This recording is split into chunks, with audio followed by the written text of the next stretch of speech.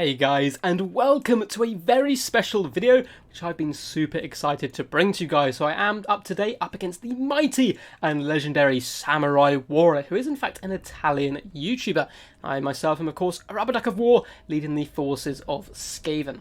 Now this was in fact in the Quarantine Content Creators Tournament, which is quite a mouthful for you guys there, but it was in fact an idea conceived and brought to life by Samurai Warrior himself.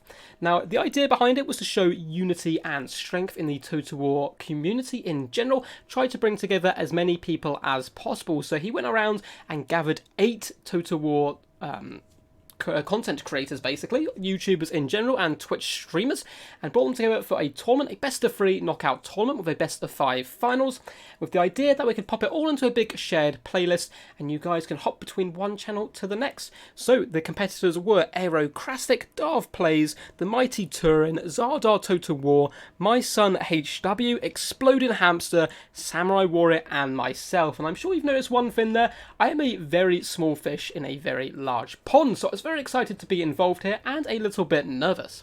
So coming to this first game, Samurai Warrior picked my favourite Dino Boys and the mind games were instantly on. So I went for a faction that I basically never play, Skaven. And that is because I think Skaven have some fantastic tools to deal with my favourite Dino Boys. So without further ado, let's get into the build.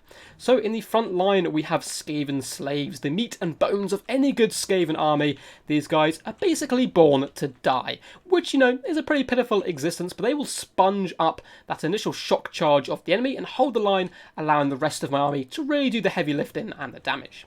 Now on the right hand flank we have Clan Vulcan Tail Slashers with their Beric Dundarian flame wielding swords here, looking very awesome, and you know, they can do a decent amount of damage, turning their backs on the opponents of these dinos who aren't worthy of the legacy of the Skaven. Now in that second line we have Clan Rats, which are chevroned up as well, just to be a bit more of a stronger cushion between my opponent and my gun line. Not the elite of the elite, but they'll do the job. Now what they are protecting is 2 Poison Wind Mortars. These guys do pretty decent damage up against Saurus and Skinks in general, really force the opponent forward with that nice big burst damage. In the centre pocket we have Natty Bobu's Sharp Shooters here to try and snipe out Skink Casters, Slan Mage Priests and heroes in general. These guys are so good at taking down key targets, and of course have Stalk as well, so they're a little bit hard to spot if your opponent's not paying attention. In the centre pocket we have the Regiment of Renowned Rattling Gunners, the Teeth Breakers. I bought these guys to try and deal with Pterodon Riders and any big dinos that think it's a good idea to push through the front line and shut down my ranged core. These guys are really good at protecting your back line. The closer the enemy gets, the more damage they do. So you might have noticed that is a lot of guns to protect. So I brought in 2 units of the Eshin Triads, one on the left hand side here, and also Ishka's Triads, the Regiment of Renowned version, who can make a duplicate of themselves. Now the reason I like these guys so much is they have Stalk, so your opponent doesn't know they're here. They come in for those big alpha strikes on the Poison Wind Mortars, and you spring out of nowhere with your anti-large armor-piercing blades. They also have Weeping Blades as well, so they do a decent amount of minus 50% armor for 35 seconds. I didn't actually quite realise it was that high, so they're very good at dealing with cav and so forth, who are often used to pop into the back line. Now right in the deep reserve we have a couple of units of Rat Ogres, one of which is hiding in these trees. Rat Ogres, fantastic at also protecting the back line. They're quick, they can deal with cav and skirmishers pretty effectively. For our leadership corps we have gone for the sneakiest of Eshin Sorcerers here, probably the greatest unit for Skaven in my opinion to come from the latest DLC. And that is because of this spell here, Brittle Bones, minus 40 melee defense, 24% speed and 9% vigor is crazy. And if you overcast it, it becomes area of effect. We're also gone for Armor of Darkness, but really we want the Brittle Bones, pop that on the enemy commander, and then we come in with our Master Assassin. He's going to be rocking the Lumen Dread and Rival Hide Talisman, pop those both on your enemy, and he is a very tasty dish indeed. So let's have a little look at my opponent's build here. In the tree line, we have a couple units of Skink Skirmishers. Going to be looking to try and get in that back line and shutting down Rat Ogres. Anything with low armour in general, quite good against the Plague Bearers as well. In the front line we have the cohort of Sotek, some skinks that can refuse to die, which is a pretty useful and sticky unit. Or of course Unbreakable, doing their best little meerkat impressions there. We have skink cohort in the front line. I really like this pick, coming in from the Lizardmen. They do decent damage with their javelins and can of course go toe to toe with Clan Rats, Skaven Slaves and all those expected units. One thing I did not expect though is this very hardcore centre of this army. So we do have some Saurus Warriors mixed in, which I think works mixed in with skinks, getting a little bit more of a backbone, as well as the Legion of Shaqua here, who do have, of course, have that really nice ability for that missile resistance. But they're going to be coming in with 1, 2, 3 units of rock-hard Kroxigor. These guys pretty damn scary. They will run over skinks very quickly, but are a rather large target. So quite a risky pick, but not as risky as this man right here, swag into the front line, the Kroxigor Ancient, a unit I've basically never seen on multiplayer, coming in with Miasma of Despair, and I can definitely see the appeal lowering the leadership of Skaven troops who already struggle quite a bit. We have a Feral Stegodon as well, and up in the skies, a Skink Priest of Heavens coming in with Wind Blast, Harmonic Convergence, and Urine's Thunderbolt. So without further ado, let's get this battle underway. So both forces are going to be repositioning. I'm sure you saw we deployed on opposite areas, which I kind of expected, simply because of the fact he was probably going to try to use the trees to his advantage to get as close to me as possible. And as you can see, he's doing just that, using the trees, using the terrain very wisely. Skink Skirmishers also trying to lap up and around this side here, and a few volleys have already gone off here from Natty Bobu Sharpshooters. We're now going to switch target to, of course, the Kroxigor Ancient. He's the guy we're going to want to try and snipe out as much as possible. Skaven Slaves have been pushed up a little bit more as well. We're trying to keep the main contents of the fighting away from our gun line for as long as possible. Really trying to work as a couple of bumpers. So they're going to hop into the Skaven Slaves, take a load of damage doing so, and then hop through and meet these nasty clan rats. Early shots coming in as well by the mortars, wrecking some of these skink cohorts, doing some really good value there. And you can see the sharpshooters doing decent number on the Kroxigor Ancient, even with the Shield of Shaqua popped.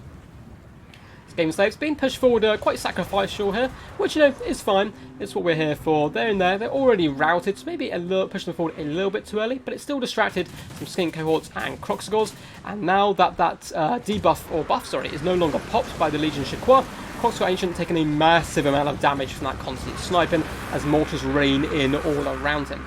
A really good wind blast there, I heard going off. Mute these clan rats, so they're forcing their way to the front line, trying to plug the gaps wherever I see them. On the right hand flank as well, I'm going to use the issue of Triads and wrap around some Skaven Slaves to try and catch these skirmishers and finish them off for good. As you see, Kroxigor Ancient has popped all his buffs, but he's taking a huge amount of damage here. Rat Ogres have been pulled forward for a little bit of protection, but Kroxigor are starting to fall into my back line, raining in from that front line, pushing their way through and breaking through my poor little Raptors. So we are going to be fleeing back with the Natty Bobu Sharpshooters, but we've planned for this anyway. We move forward with the Eshin Triads, and in come the Teeth Breakers, doing huge burst damage to those Kroxigor, also slowing them down, allowing the Rat Ogres to saturate on top of the Eshin Triads, doing huge damage here, getting some really fantastic value. Mortars are doing some good work as well, continually firing into the Saurus Roars, ensuring that my poor Skaven Slaves at least not dying for no reason at all. Another wind blast coming in, but luckily most of the Triads were out the way by the looks of it. And the Kroxigor Ancient now comes to try and shut down some poison wind mortars, but I am in no mood to let him escape. We're going to lace him with a few more shots from the Teeth Breakers and hop on top of him with the Rat Ogres, and as you can see, he has started to break as the little Master Assassin just skitters and leaps his way into combat here, chasing him down, trying to push through these much bigger fellows. But it looks like the Kroxigor Ancient, down to just 204 health, does go down onto his knees, and the assassin comes up behind him and goes for a sneaky stab here. Well, it looks like he's going to take him on like an honourable foe, going to his front, a nice little swing, and down goes the Ancient. My backline has now started to be penetrated pretty badly though. Skink Skirmishers have hopped on top of the Teeth Breakers, and another unit has managed to flank around this right hand side, but we've broken the brunt of the enemy force, and we now have a few units in reserve that we can start to bring back into the main engagement. Feral Stegodon is starting to rout now, and Saurus Roars as well, without their leader, are all starting to break. So it's mainly a point now of trying to club as many troops as quickly as possible, push that balance power more and more in my favour, and try and force army losses. Skinks once again managed to get back into Poison Wind Mortars, so we're going to engage with the Eshin Sorcerer, trying to buy these guys some time to escape. We also have Clan Rats on the standby as well, and as you can see, most of the enemy lizards are starting to run for the hills, back into the jungle tree line, as the Teeth Breakers once again unload a few shots.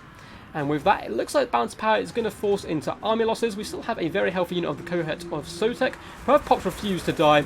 They are surrounded at the moment by the Master Assassin. Eshin Triad's actually going to leave that engagement alone, pop on top of these Kroxigor perhaps. And the rest of my forces now starting to move up to try and clear up the rest of these Lizardmen. And with that, it looks like the balance power has gone all the way over, and it is going to be 1-0 to me in this best of 3 match. So a super fun game there.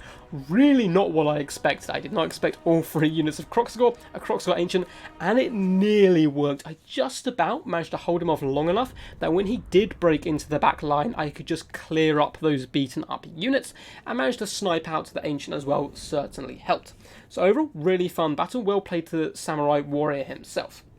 I like the addition of the clock score because it's not very expected, because I feel like they get gunned down a lot, perhaps expecting more of a Hell Pit Abomination build, which you quite often see, where these guys would probably be a lot better dealing with an elite Skaven infantry build. But I went old school, went for those long range troops, and I really love the Eshin Triads in general as a backline protection tool. With them and the Rat Ogres, I just about had enough to keep my guns firing for the majority of the battle, and even though some of them didn't get too many kills, they did so much HP damage to key units at the right times, which really helped me win the day there. So, I'm going to quickly pop up a screen blocker so you guys can't see any of my replay names, just in case there's any spoilers. So this one is thanks to A-Move. I always forget that's my screen blocker now. A-Move Hacker did send that one in while we load up the next game. So quickly, let's go down to it. And let's load in. So I'll quickly get rid of the screen blocker for you guys so you can all see.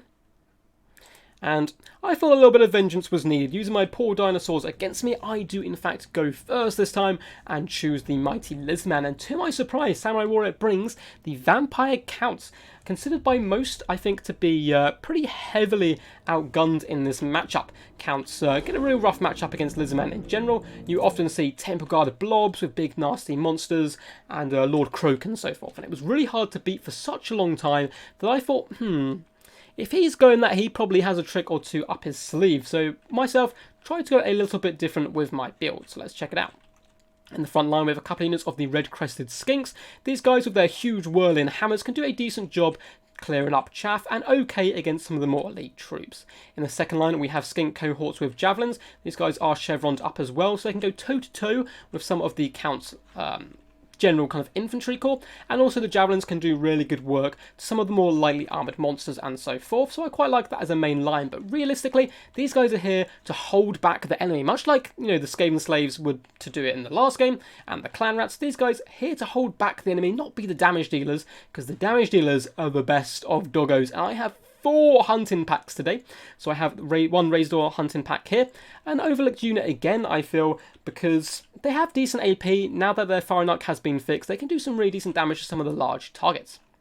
So we have 2 units of those mixed in with 2 units of the Salamander hunting packs, including the Umbral Tide, the Regiment Renowned version, one of my favourite units, and again, I think a criminally underused unit. They have stalks, they can often get those key engagements, and that's really important for them, as they do huge burst damage to things like Terrorgeist and so forth. You don't want your opponent to spot them, you want to sneak up on him. When you've got him trapped, then you spring loose, unleash just hordes of fireballs, glorious flame spouting out onto the enemy. So hopefully they're going to be able to do a decent job here. In the backline to protect those guys, we have a couple units of the Cold One Spear Riders. Again, just going to be used as a backline protection tool. We also have the mighty Lord Crockgar himself riding dirty on Gromelock. Anyone used to my channel will know I absolutely love this guy. Not the most competitive Lord in the world, but can certainly do a decent job and is certainly overlooked as well, I feel. Hand of Gods does fantastic damage against any of those squishy Lords, and also damage against the big nasty monsters like Fargeist and so forth. And also, he's pretty tanky as well, coming in with all his buffs, going to be used once again to help protect this back line. We're coming in with a Skink Priest of Beasts here, with a Manticore summon, once again on the main focus there, always in the back of my mind, to protect the Salamanders, and a Flock of Doom in case he's brought a bit of a death box. Now for my opponent's build, he's brought something I haven't seen before, which is quite exciting. A front line of zombies, you know, the MVPs of any Total War multiplayer game. These guys here to soak in damage and allow other units to saturate on top of them. In the centre pocket, we have the Sternsman, Regiment Graveguard, and one of the stickiest, most annoying units in the game with their regeneration. They're armoured, they're shielded, they're a big pain to deal with. But the thing that I wasn't expecting was 4 units of Crypt Horrors here, going to be saturating on top of the zombies and the Sternsman, and these guys will beat the crap out of Saurus Warriors and my poor little skinks over there, but luckily I don't have the best targets for them to kind of really pick on. Up in the sky, we have a couple of units of Felbats, so that backline harass and help try and win any aerial engagements that may have been coming.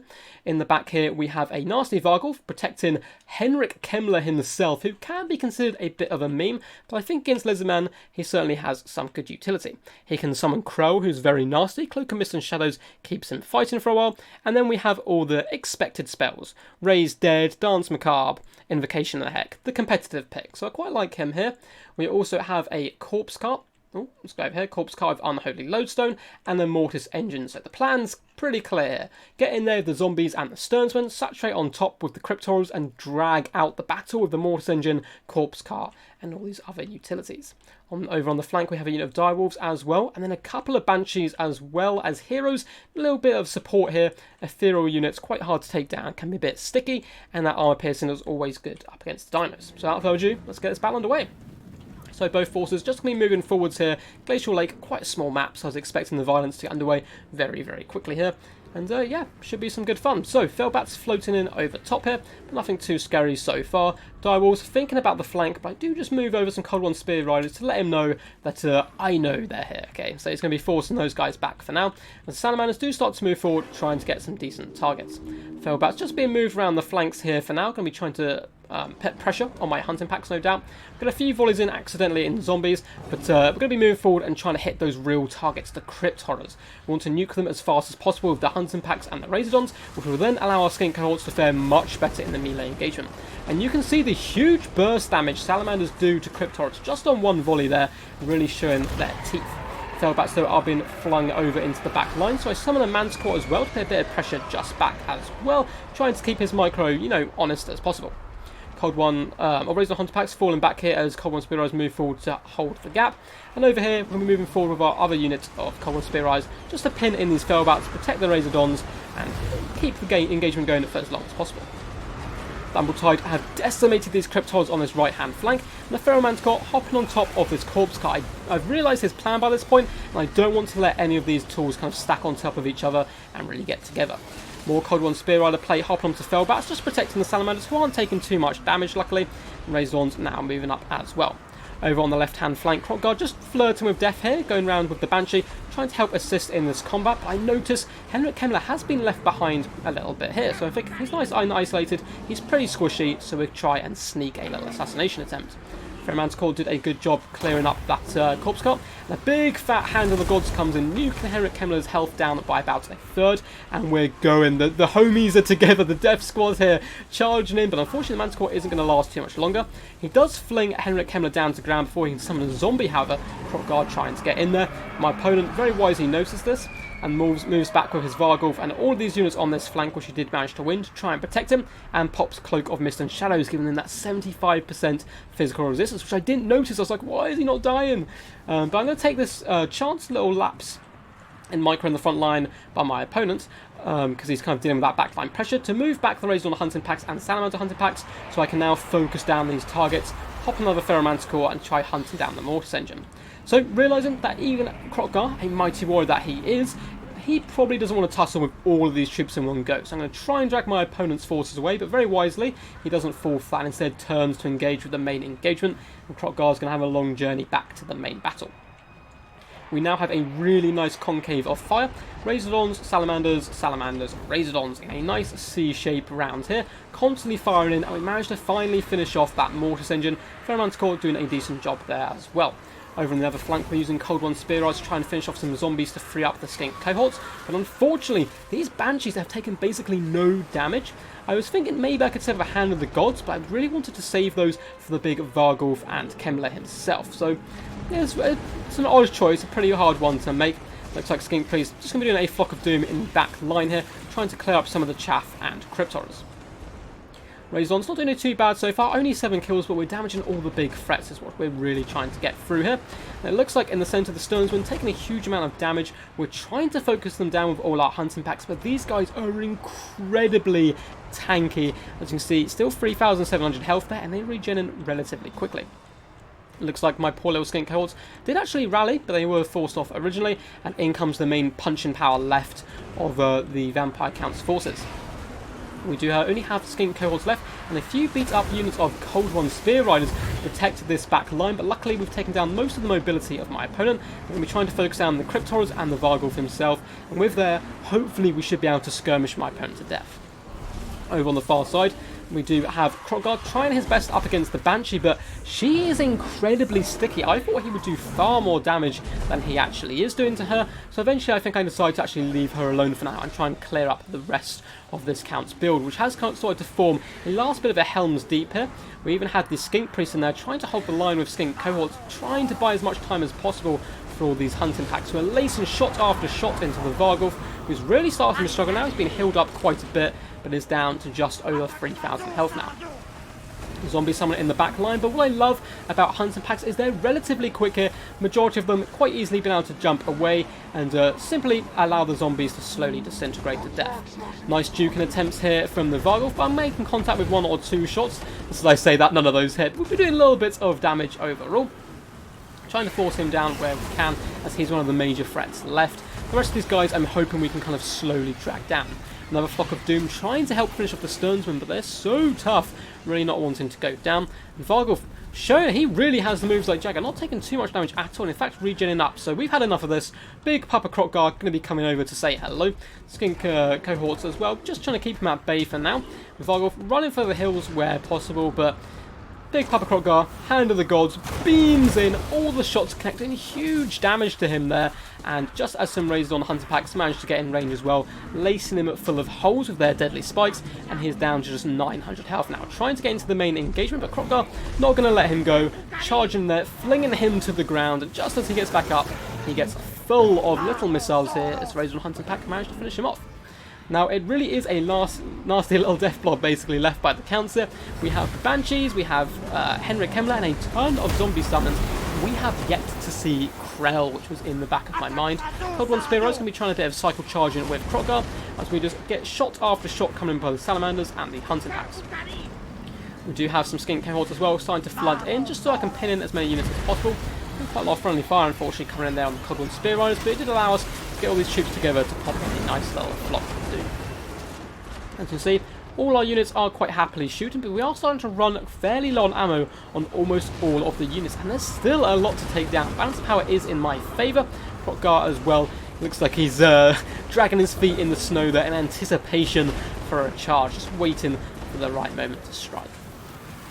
So Henrik Kemmler surrounded by zombies, his fellow goons here, and his 2 Banshees just trying to finish off anything I send to him and outlast the amount of ammunition I have. And of course, zombies are perfect for soaking up all this firepower. Sternsmen are the targets we're really after. Down to just 890 health. They've reached their healing cabin. In come the Umbral Tide with a glorious charge, rolling into combat, feasting upon the rotten flesh here of the undead. A few more javelins being thrown in as well, just trying to clear up as much as possible, as Grimlock comes charging through. Krotgar riding on top of him, cheering, literally just rumbles his way through, trying to delete as many people as possible. But Krell has been summoned, and he is dealing death to every salamander he can find. You can see it's so sad when a little salamander does go down. It's like watching a dog die. It's horrible, as he is unfortunately down on the floor there. So with Krell summoned, we're going to try and fall back as much as possible. As of course, he is a summon, so he eventually will disappear over time, but he is a very long cooldown. We're going to pull back, allow the raisers on the hunting packs and the salamanders to try and get in as much damage as possible. At this point, we're trying to focus down Henrik Kemmler. As we finish off the Sternsmen at last, zombies we're not too worried about, and the Banshees will soak up so much missile fire. See another launch and shots from the Salamander Hunter Pack come in, doing some really decent work to Henrik Kemmler, who has been flung to the ground here, slightly isolated, so we're going to be coming in with Krotgar, trying to feast on the old man, and he turns around, he tries his best, he raises his sword, and goes for glory there, but unfortunately, Krotgar wasn't having any of it, flings him to the ground, and unfortunately for him, he is now in perfect sight of the Razor Hunting Pack, flung to the ground by the Umbral Tide, and even Krotgar getting in there, a little bit of a tail swipe, as he does walk by. Banshees trying their best to support, and another zombie summon coming in, trying to protect Kemmler the best they can, but Krotgar comes cycle charging in once again, flinging him all the way through the battlefield there, doing some pretty good damage, down to just 500 health here. But I have to be careful. What I was really worried about in this situation was both the Banshees, who do decent armor piercing damage, plus Krell sniping out Krotgar. That would have been an absolute disaster. My leadership really would have been tested. The Hunter Packs don't have the greatest leadership in the world, neither do many of my remaining quite beat up troops. We do drop another Flock of Doom here as well, just trying to help finish stuff off. And I mean, we've used both our Manticore Summons anyway, so it's realistically our only spell. Kemler does go down there, feasted upon by the Razor on the Hunter Packs, who did a decent job all game so far. And now it's simply a matter of trying to pick apart these Banshees and the very nasty Krellmeister. Every time we seem to isolate one, Krell pops up, so Kroggar going to be trying to dart away from there as quick as possible before Krell can get in too many hits. And he's running for the hills right now, and we're going to allow the Razorns just to try and get 1 or 2 more shots into these Banshees. I really want to break their leadership at this point, but the balance of power is still relatively even because of how beat my troops are, how beat up my troops are, and of course the summon of Krell. We're not really focusing down, there's no point, we're just waiting for him to disappear. And as you can see, he does have the orange glow back now, so he's not too long for this world. All the Hunting Packs fighting bravely, but I'm starting to lose troops. Getting cohorts are terrified of, so are some of my Salamander Hunting Packs. So Kroggar gonna retreat, took a little bit of a beating then. That's what I was worried about. We're gonna keep falling back, trying to rally troops where possible, and slowly feed in troops. Even the Skink Priest is getting involved, but unfortunately does get a little bit terrified and starts running for the hills there. I love the Skink Priest model, by the way, it's so fantastic. But as you may have spotted there in the background, Krell does go down. This is my time to strike. The balance power starts going relatively heavy in my favour, and we have all these returning Hunter Packs starting to launch their way into the Banshees. And Kroggar, he's eyeing up the target. They are some juicy targets right there. Popped Cold Blood on him just to ensure he stays strong. I was a little bit worried that something terrible might happen and he could break or something. Cold One Spear Riders constantly cycle charging, getting bogged down a little bit by all the Hunting Packs. But these guys constantly nipping at the ethereal hills of the Banshees should hopefully slowly drag them down. And it looks like they are now starting to crumble, which is just what I want. If we can get rid of just one, it makes everything so much easier, halving the damage output of the opponent. We come in there with all our busts with Kroggar, doing some huge damage, and what I'm trying to do at this point, get close enough that the Banshees are forced to attack Kroggar, then I simply flee away, so not attacking anything around them, and I can get 1 or 2 more sneaky stabs in there. And very angry Salamander spitting fire into combat, which is very cool attack animations, and these poor ladies are completely surrounded here, and with that it looks like this one here, down to just 600 health, minus 31 leadership, is certainly going to be crumbling into dust there. Kroggar and the Skink Priest just chill on the outside, having a little chat while they wait for these guys to crumble, and with that it is going to be a Pyrrhic victory. So very well played there to Samurai Warrior in that best of 3 series, but luckily I managed to qualify through Heat 1 with a nice 2-0 victory. 2 really super fun games, and this was a really fun matchup as well. I love using the Hunting Packs, and when they work, they really work. 64, 35, 67 and 117 kills is pretty damn crazy, considering the majority of the time they were hunting down all these nasty big threats like the Crypt Horrors, the Varghulf, and yeah, they did a decent job overall. The plan basically worked, managed to pin in the smaller force, or less mobile force of the Counts, and allow the Hunting Packs to really do their work. But of course, it comes with a price. You have to use a lot of backline protection, use both the Cold One Spear Riders fairly defensively, quite conservatively, which I think is the best way to use them when going for this type of build. And yeah, still very well played to my opponent. I know he made the slight mistake, I was speaking to him in chat afterwards, of leaving Kemmler behind for a little bit too long. And if he was further forward, who knows, he certainly might be able to pull the game through. That was a very close victory.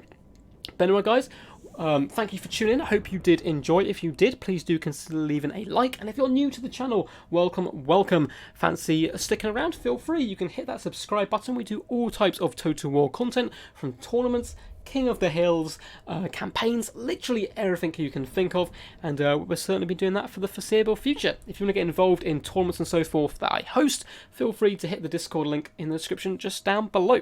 So guys, once again, this was the Quarantine Content Creators Tournament. Massive thank you for Samurai Warrior for coming up with this really cool idea to manage to show unity amongst all the Total War community in such a tough time. I think it's a really good gesture, and I'm very honoured to be invited. Certainly a small fish in a big pond, so I can't thank these guys enough. And of course, you can hop to everyone else's channels, which I will link in the description down below. Hopefully, fingers crossed, if all works well, we're releasing this video on the same day, so you can see round 1 from everyone's point of views in every single matchup. And once again, it is Aerocrastic, Darth Plays, Turin, Zardar Total War, My Son HW, Exploding Hamster, the legendary Samurai Warrior here, and myself, a Ravadaka War. So anyway guys, feel free to hop across to their channels and check out their battles. Let me know what you think down in the description below. And most importantly guys, until next time, stay awesome. Peace, peace.